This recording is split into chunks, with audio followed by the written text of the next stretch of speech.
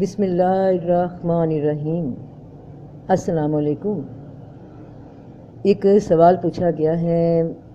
بھائی کی طرف سے کہ ٹیلی پیتھی سے متعلق ایک بات پڑھی تھی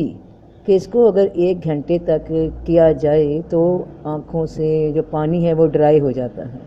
اور رونا نہیں آتا۔ یہ بات کہاں تک درست ہے؟ اور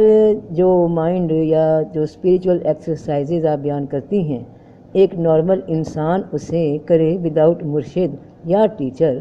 تو اس کے لیے کیا خطرات یا پرابلمز آ سکتی ہیں؟ کیا پاگل ہونے اور اپنے ہی خیالوں میں گم مینز حال سے بے حال والے معاملات بن سکتے ہیں؟ تو اس کے بارے میں وضاحت کر دیجیے۔ تو ٹیلی پیتھی ایک ایسا علم ہے جس کا تعلق دماغ کے ساتھ ہے، انسان کی سوچ کے ساتھ ہے۔ ایک ایسا علم جو سائنسی طور پہ بھی ثابت ہے۔ اس میں صرف اپنے ہی دماغ میں آنے والے خیالات کو کم سے کم کیا جاتا ہے تاکہ اصل اور ضروری خیالات کا ہی اثر قبول کیا جائے اور دماغ کو کسی ایک مقصد پہ رہنے کی عادت بن سکے۔ اس میں کوئی ضربیں یا مخصوص قسم کے کلمات یا ذکر نہیں کیا جاتا کہ مرشد کی ضرورت پڑ جائے، نہ اس میں کوئی جادو کا دخل ہے۔ یہ سب اپنی ہی قوت ارادی کو مضبوط کرنے کا عمل ہے، اور جو پہلے سے پاگل ہو، جس کی سوچ پہلے ہی سے نیگیٹو ہو، وہی پاگل ہو سکتا ہے۔ ایک عام ذہن کا انسان جو نارمل سوچ رکھتا ہے، صحت مند پازیٹیو خیال رکھتا ہے، وہ آسانی کے ساتھ اس میں کامیاب ہو جاتا ہے،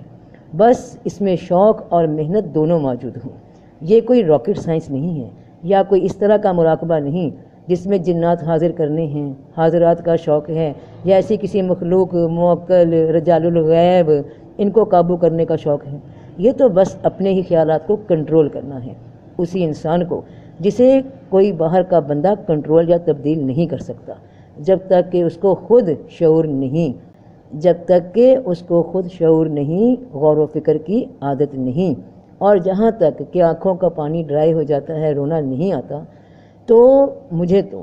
بغیر کسی مرشد الحمدللہ انہی مشقوں کو کرتے ہوئے خود آزما کر تجربہ کر کے جب یہ بات حاصل ہوئی تو میری سوچ اللہ کے دین کی طرف ہو گئی، اور اللہ کا شکر ہے آپ لوگ بھی بیان سنتے ہیں، جو محسوس کرتی ہوں، جو میرے پہ گزرتی ہے وہ میں آپ لوگوں کو بتاتی ہوں۔ اور رونا ختم ہو جائے، رونا تو زیادہ ہو گیا ہے جب سے حقیقت کی سمجھ آنے لگی ہے، زیادہ رونا آنے لگا ہے، زیادہ اللہ کے قریب ہو گئے ہیں، زیادہ نماز پڑھنے کا شوق ہو گیا ہے، اصل یہ زیادہ کھل کے سامنے آ گئی کیونکہ سوچیں کم ہوئیں، اپنی سمجھ آنے لگی، خود کو ایک طرح کا آئینہ نظر آنے لگا کہ کیا سوچ رہے تھے دنیا کے بارے میں، دنیا کو کیا کرتے دیکھتے تھے، مگر جب حقیقت کھلی تو یہ تو بات ہی کچھ اور ہے۔ کیونکہ وہ جو ایک رش لگا ہوا تھا نا، جیسے ایک ڈھیر کے اندر کوئی سوئی تلاش کرنے والی بات ہوتی ہے کہ بڑا وہ جو گرد و غبار تھا، بڑا ڈھیر تھا پتوں کا، وہ خیالات کا جھمگٹا، وہ ہٹتا گیا یہاں تک کہ حقیقت تک بات پہنچ گئی، اپنی حقیقت تک کہ میں ایک بندہ ہوں، ایک انسان ہوں، مجھے میرے رب نے بنایا ہے، مجھے اس کا شکر گزار ہونا ہے۔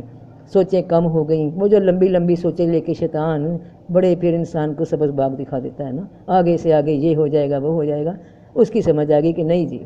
جو ہونا ہے وہ رب کی مرضی سے ہونا ہے، اور جو ہو رہا ہے وہ اصل ہے۔ یہ میری زندگی جس وقت چل رہی ہے، اس لمحے میں چل رہی ہے، مجھے اسے کس طریقے سے نبھانا ہے، اس کا حق کیسے ادا کرنا ہے۔ جیسا اللہ نے فرمایا جو وقت انسان کو درپیش ہو بس اس پہ عمل کرنا ہے، اور اللہ کی مرضی کے مطابق کرنا ہے تو ساری منزلیں آسان ہیں، اللہ کی محبت مل جاتی ہے، بہت آسانی سے ملی ہے، اللہ کا شکر ہے، اس رب نے عطا کی ہے، اس کا فضل ہے، کیونکہ نیت اسی تلاش کی تھی،